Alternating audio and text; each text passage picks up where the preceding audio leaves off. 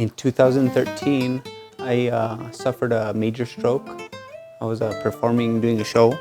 And the whole first half of the show, I couldn't feel anything coming up. During intermission, I started feeling like dizzy.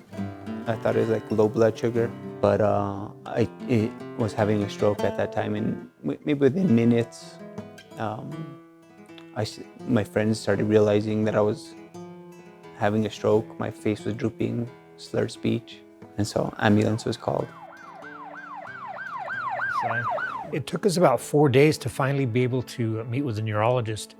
He said that Ricardo suffered a major stroke, which affected two parts of his brain, the cerebellum and the brainstem.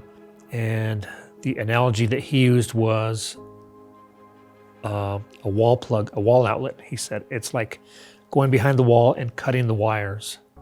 He says, those never come back. You know, I asked him, well, what's your experience with someone who's had the kind of devastating stroke that he's had? What's your experience in their recovery? And he said that he had never seen anyone recover, so he didn't give us any hope at all. After I started gaining some abilities back, you start to get a little more joyous. Yeah, for some time, it could be hard dealing with, it could be hard dealing with things that you're not able to do. Sorry. It was hard for him because he was at the top of his field here in this country. He toured with the biggest dance companies around. And to go from that to not being able to play at all, when he first picked up the guitar, his hand was just like a rock.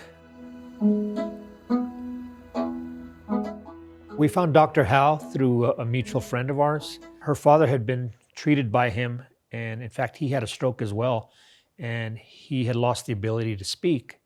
But through being treated by Dr. Howe, he was able to recover his speech. So she put us in touch with Dr. Howe. I had a really hard time when I first saw him. So I would walk unbalanced, and then he would tease me I would walk like a duck.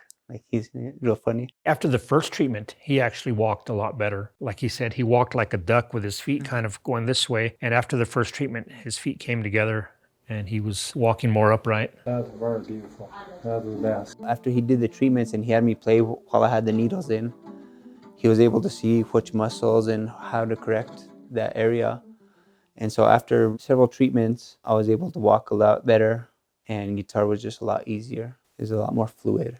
It's kind of like a hose and had all these kinks in it, and it just kind of opened up. He had to relearn and repattern everything, all the intricate movements of the guitar, all the strumming patterns, the plucking, everything. So yeah, it's still emotional as you can see.